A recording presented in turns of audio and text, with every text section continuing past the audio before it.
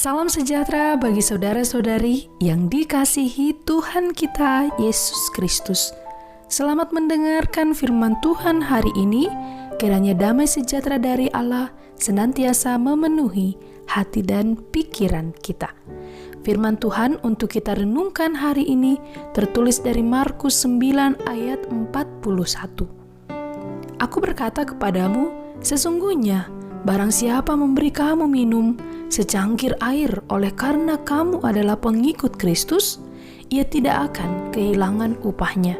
Demikianlah firman Tuhan.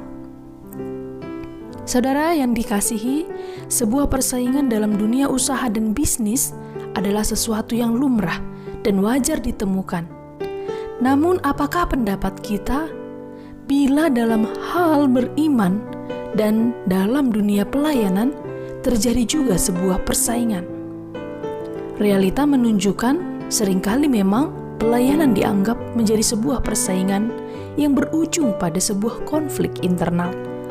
Merasa tersaingi dalam dunia pelayanan ini ternyata dirasakan oleh para murid dalam perikop hari ini. Murid-murid yang diwakili oleh Yohanes menyatakan keheranan mereka karena ada seorang di luar ke-12 murid Yesus berhasil mengusir setan dengan memakai nama Yesus. Bagaimana mungkin hal itu terjadi? Demikianlah keheranan mereka.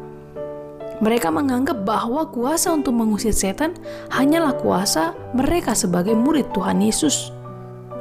Nas hari ini adalah respon Yesus atas keheranan para murid.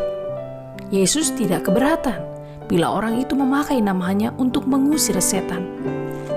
Dapat dipastikan bahwa orang tersebut adalah orang yang percaya juga pada Yesus, walau ia bukan termasuk ke dalam 12 murid Yesus.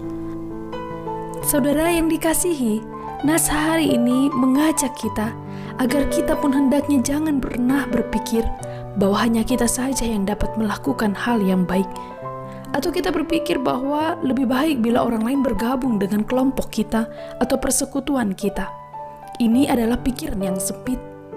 Sebaiknya kita bersyukur atas pelayanan dan pekerjaan baik yang dapat dilakukan orang lain.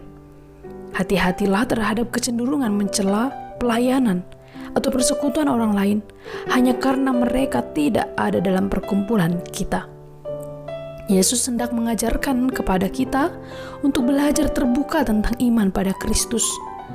Pengikut Kristus adalah mereka yang percaya kepada Kristus dan mewujudkannya dalam perbuatan demi nama Kristus.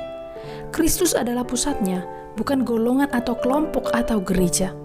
Terkadang kita bisa terjebak pada fraksi tertentu yang sempit dan eksklusif.